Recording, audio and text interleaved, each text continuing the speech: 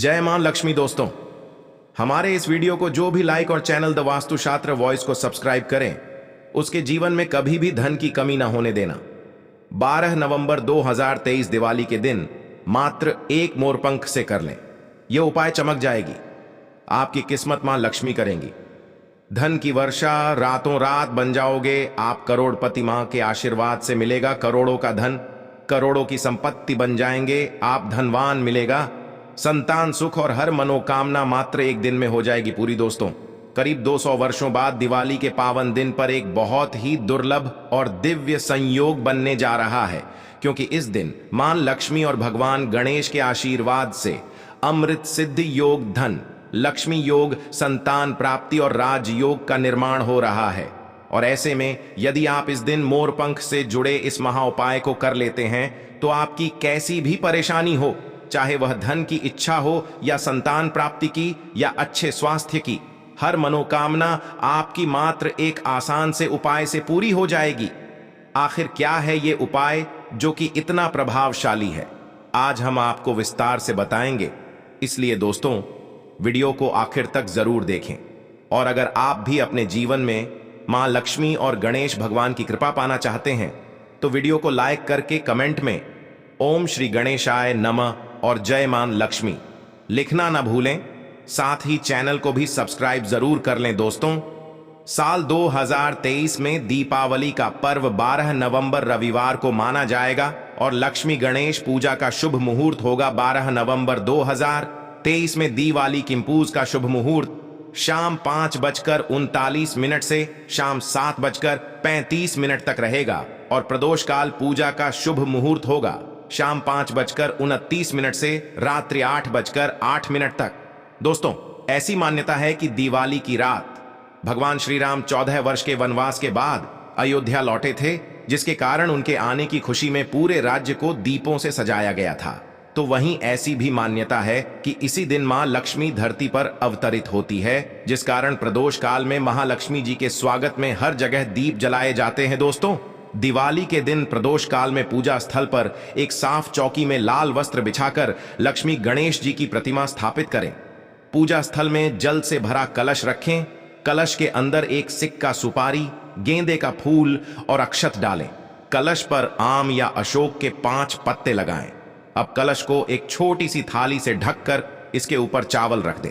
सबसे पहले पूजा स्थल पर घी के दिए जलाए, प्रतिमा को तिलक कर सभी पूजन सामग्री जैसे घी, बताशे 5, मेवा, गुड़, फल, फूल, मिठाई मां लक्ष्मी जी को कमल का फूल व कौड़िया अर्पित करें। अब माता लक्ष्मी के मंत्रों का जाप और श्री सूक्त का पाठ करें। दिवाली पर महालक्ष्मी पूजन के बाद तिजोरी व बही खातों की पूजा होती है, इसीलिए इनकी तिलक कर पूजा करें। इसके बाद लक्ष्मी गणेश जी की कथा सुने और फिर आरती करें। पूजा के बाद घर के सभी कोनों में दिए जलाए। मान्यता है कि इस दिन लक्ष्मी गणेश जी के साथ साथ धन के देवता कुबेर जी का पूजन करना भी बहुत ही शुभ होता है।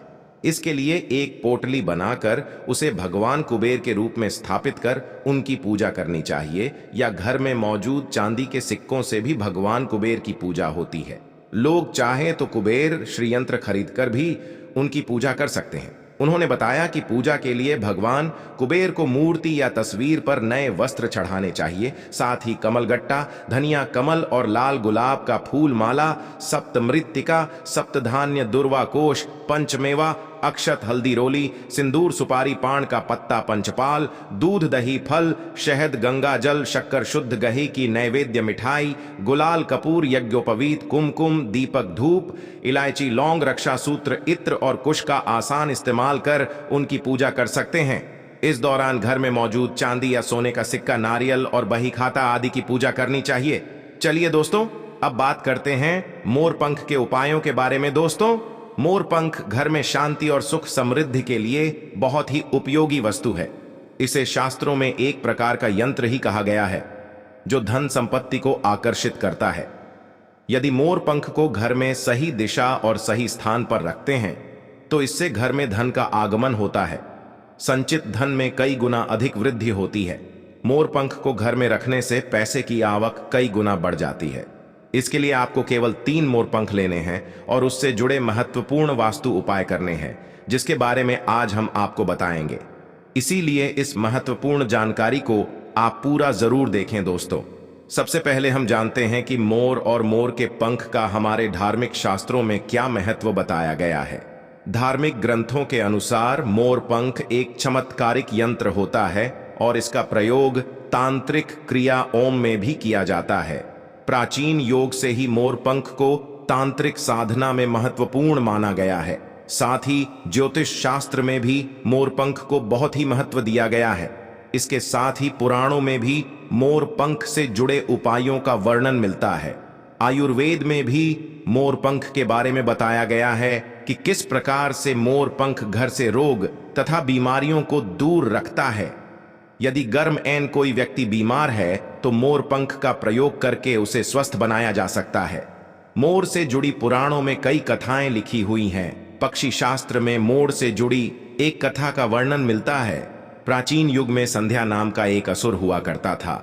वह बहुत ही शक्तिशाली और बड़ा तपस्वी था। गुरु शुक्राचार्य से विद्या प्राप्त करके संध्या नाम का असुर देवताओं को अपना शत्रु मानने लगा था। उसने ब्रह्मदेव और भगवान शिव से वरदान प्राप्त किया और बहुत अधिक शक्तिशाली बन गया। उसके बाद उसने स्वर्ग पर आक्रमण किया और कई देवताओं को बंदी बना लिया। लेकिन कुछ ससुर को पराजित करने के लिए देवताओं ने एक योजना बनाई और उसके लिए उन्होंने मोर की सहायता ली। सभी देवता और नवग्रह मोर के पंखों में विराजित हो गए, जिससे मोर बहुत ही अधिक शक्तिशाली बन गया और विशालकाय रूप धारण करके उस मोर ने संध्या सिर पर आक्रमण कर दिया। इस युद्ध में संध्या असुर का वध हो गया और देवताओं को उनका आधिपत्य फिर से प्राप्त हुआ। सभी देवताओं ने मोर की प्रशंसा की और उसे भी पूजनीय होने का वरदान दे दिया। तभी से मोर को बहुत ही पवित्र माना जाता है, जिससे स्थान पर भी मोर पंख होता है वहां पर 9 ग्रहों का अशुभ प्रभाव नहीं पड़ता है। दोस्तों, केवल ऋषि मुनि और देवता ही नहीं बल्कि भगवान श्री कृष्ण भी मोर की प्रशंसा करते हैं। भगवान श्री कृष्ण ने मोर की श्रेष्ठता का वर्णन किया है और उन्होंने मोर के पंख को अपने मुकुट में धारण करके मोर के श्रेष्ठ होने का प्रमाण भी दिया है। मोर पंख के बिना भगवान कृष्ण कहीं पर भी नहीं जाते हैं। श्री कृष्ण कहते हैं, मोर शांति और प्रेम का प्रतीक है। मोर सुख समृद्धि का भी प्रतीक है। मोर का पंख मनुष्य की हर प्रकार की नकारात्मक शक्ति से रक्षा करता है। केवल हिंदू धर्म में ही नहीं बल्कि दुनिया के सभी धर्मों में मोर को विशेष महत्व दिया गया है। प्राचीन लोग मोर पंख की अद्भुत शक्ति के बारे में जानते थे। इसीलिए सभी धर्मों के ग्रंथों में मोर को महत्वपूर्ण स्थान दिया गया है। हिंदू धर्म में मोर को धन की देवी मां, लक्ष्मी विद्या की देवी सरस्वती, भगवान श्री गणेश, हनुमान जी तथा कार्तिकेय जी से भी जोड़कर देखा जाता है। मां लक्ष्मी को सुख समृद्धि और संपन्नता की देवी माना जाता है। मोर पंख का प्रयोग करके मां लक्ष्मी को प्रसन्न किया जा सकता है और सुख संपदा को प्राप्त किया जा सकता है। यदि मोर पंख के साथ आप अपने घर में बांसुरी रखते हैं तो इससे परिवार में प्रेम और सौहार्द बना रहे हैं। दोस्तों, हमारा घर एक मंदिर की तरह होता है। अगर इसमें रहने वाले सदस्य रोज आपस में झगड़ा करने लगे तो यह मंदिर कम, युद्ध का मैदान अधिक लगने लगता है। घर में क्लेश और झगड़े होने के कई कारण हो सकते हैं, लेकिन सबसे बड़ा कारण होता है घर में नकारात्मक ऊर्जा का प्रवेश करना। लेकिन हमारे घर में यह नकारात्मक ऊर्जा आखिर कहां से प्रवेश करती है और इस नकारात्मक ऊर्जा को दूर करने के लिए कौन से उपाय करने चाहिए? वास्तुशास्त्र के अनुसार प्रत्येक घर में नकारात्मक ऊर्जा फैलाने वाली चीजें मौजूद होती हैं। इन वस्तुओं के बिना हमारा घर चल नहीं पाता है।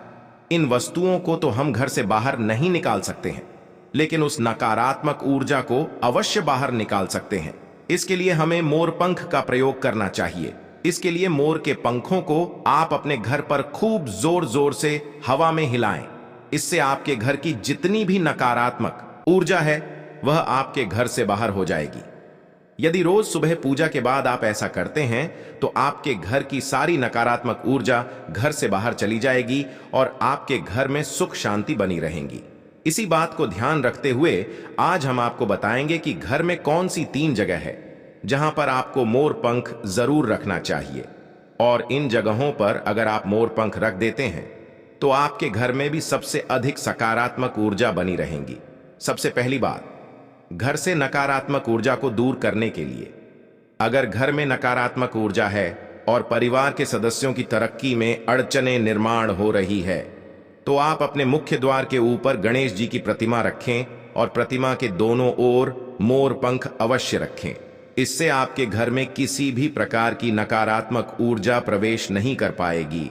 यदि आपका मुख्य द्वार वास्तुशास्त्र के नियमों के विरुद्ध है, तो आप मुख्य द्वार पर 3 मोर पंख अवश्य रखें। इससे वास्तु दोष समाप्त हो जाएंगे। दूसरी बात, ग्रहों के दुष्प्रभाव से बचने के लिए, अगर घर के सदस्यों पर ग्रहों का दुष्प्रभाव है अथवा ग्रहों की स्थिति खराब चल रही है, तो मोर पंख लें और उस पर गंगा जल अथवा शुद्ध जल का छिड़काव करें। फिर इसे ऐसे स्थान पर रख दें जहां पर यह किसी को दिखाई ना दे। इससे ग्रह शांत होने में मदद मिलती है।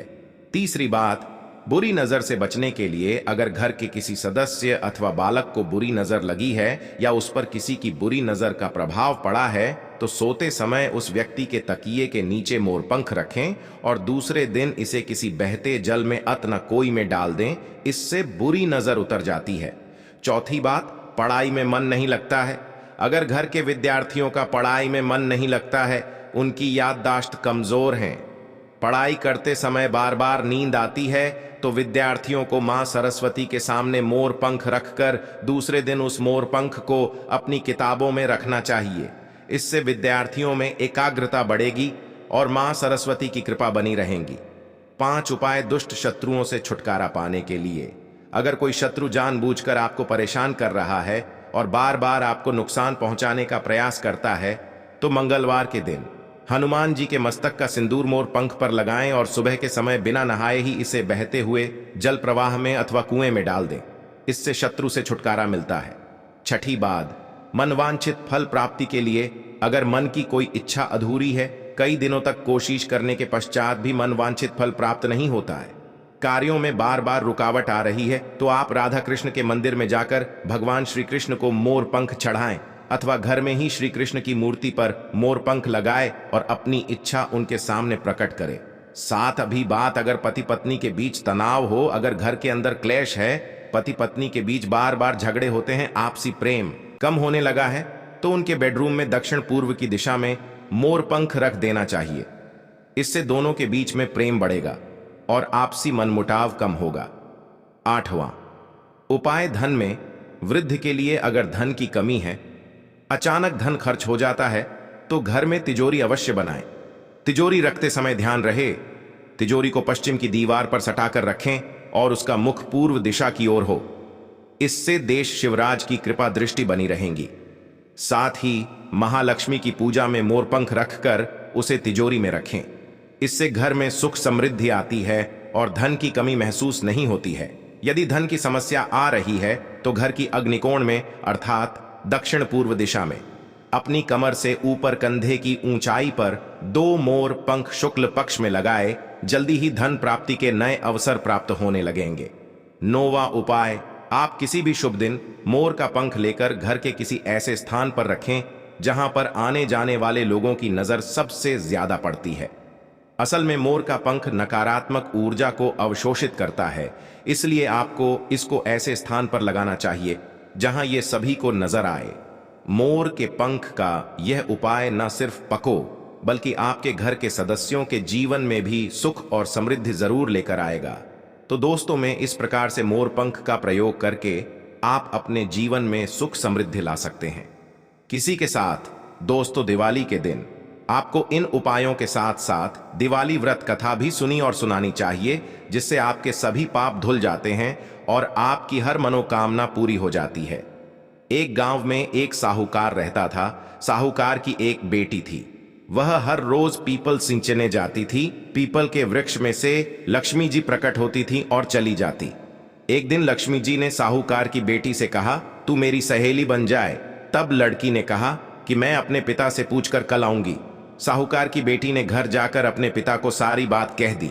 तब उसके पिताजी बोले, वह तो लक्ष्मी जी है, अपने को और क्या चाहिए, तू लक्ष्मी जी की सहेली बन जाओ। दूसरे दिन भर लड़की फिर गई। तब लक्ष्मी जी पीपल के पेड़ से निकल कर आई और कहा, सहेली बन जाए तो? लड़की ने कहा, बन जाऊंगी और दोनों सहेली बन गई। लक्ष्मी जी ने उसको खाने का न्योता दिया। घर आकर लड़की ने मां बाप को कहा कि मेरी सहेली ने मुझे खाने का न्योता दिया है। तब बाप ने कहा कि सहेली के जिम्मे जायो, पर घर को संभाल कर जाना। तब वह लक्ष्मी जी के यहां जिम ने गई तो लक्ष्मी जी ने उसे शाल दुशाला ओढ़ाने के लिए दिया, रुपये दिए, सोने की चौकी, सोने की थाली में 36 प्रकार का भोजन करा दिया। झींगर जब वह जाने लगी तो लक्ष्मी जी ने पल्ला पकड़ लिया और कहा कि मैं भी तेरे घर जीवने आऊंगी। उसने कहा आ जाइए। वह घर जाकर चुपचाप बैठ गई।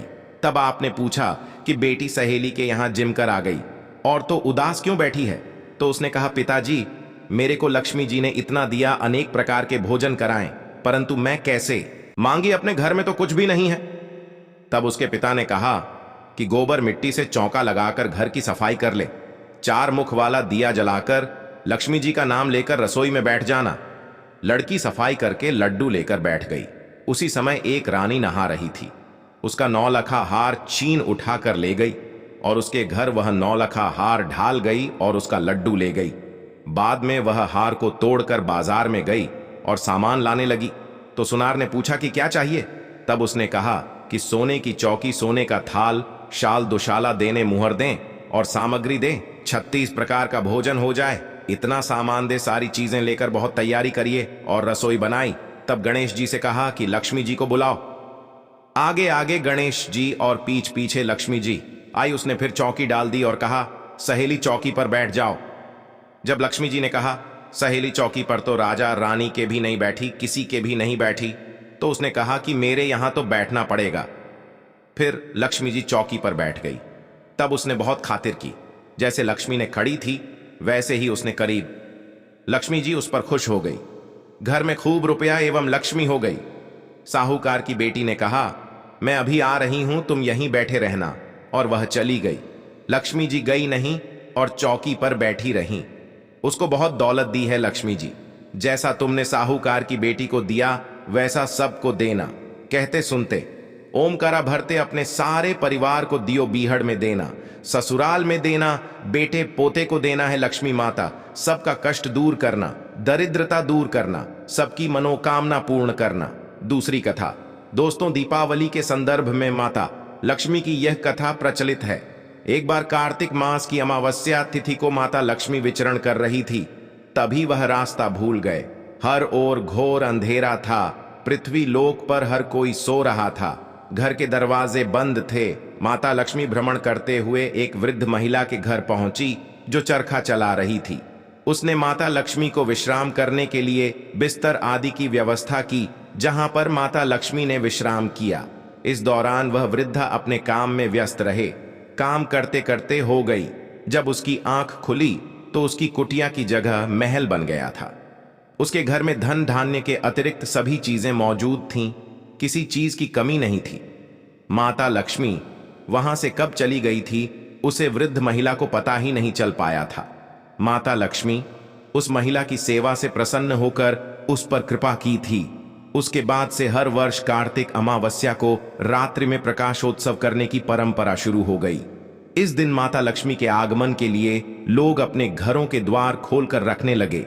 चलिए अब जान लेते हैं कि दिवाली पर आपको क्या करना चाहिए, क्या नहीं।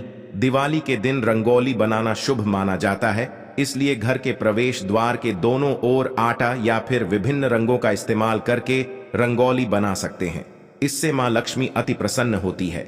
दिवाली के दिन तोरण लगाना काफी शुभ माना जाता है, इसलिए आम के पत्ते, फूल आदि का इस्तेमाल करके तोरण बना लें और इसे घर के प्रवेश द्वार में टांग दें। माना जाता है कि ऐसा करने से घर में सकारात्मक ऊर्जा का प्रवाह तेजी से बढ़ जाता है। इसके साथ ही सुख समृद्धि की प्राप्ति होती है। दिवाली के खास मौके पर घर और ऑफिस को अच्छी तरह से सजाना चाहिए, इससे शुभ फलों की प्राप्ति होती है। दिवाली के दिन झाड़ू का पूजन करना शुभ माना जाता है, इसलिए इस दिन नई झाड़ू की पूजा करने के साथ सफेद रंग का धागा अवश्य बांधें। दिवाली पर प्रवेश द्वार के दोनों ओर दीपक जलाकर जरूर रखें, इसे मां लक्ष्मी अति प्रसन्न होती है। दिवाली के दिन शराब का सेवन बिल्कुल भी नहीं करना चाहिए, इससे मां लक्ष्मी रुष्ट हो जाती है। दिवाली के दिन घर का वातावरण शांत रहने दें। ऐसे में किसी भी प्रकार का वाद विवाद करने से बचें। आमतौर पर संध्या बेला में सोना की मनाही होती है, इसलिए दिवाली के दिन भी शाम के समय बिल्कुल भी न सोएं। ऐसा करने से घर से दरिद्रता नहीं जाती है। किसी भी स्त्री का बिल्कुल भी अपमान नहीं करना चाहिए, इससे अशुभ फलों की प्राप्ति होती है। घर के हर एक कोने में दीपक अवश्य जलाएं। कुएं, हैंडपंप, टंकी आदि के पास दीपक अवश्य रखें। दिवाली की शाम झाड़ू बिल्कुल भी न लगाएं, इससे मां लक्ष्मी रुष्ट हो जाती है। दिवाली के खास मौके पर किसी को भी लैटर, धारदार चीजें या फिर पटाखे न दें, इससे रिश्तों में खटास बढ़ती है। तो दोस्तों, आज की ये जानकारी आपको कैसी लगी, हमें कमेंट में जरूर बताएं। मिलते हैं अगली वीडियो में, तब तक के लिए जय लक्ष्मी माता जी की। धन्यवाद दोस्तों।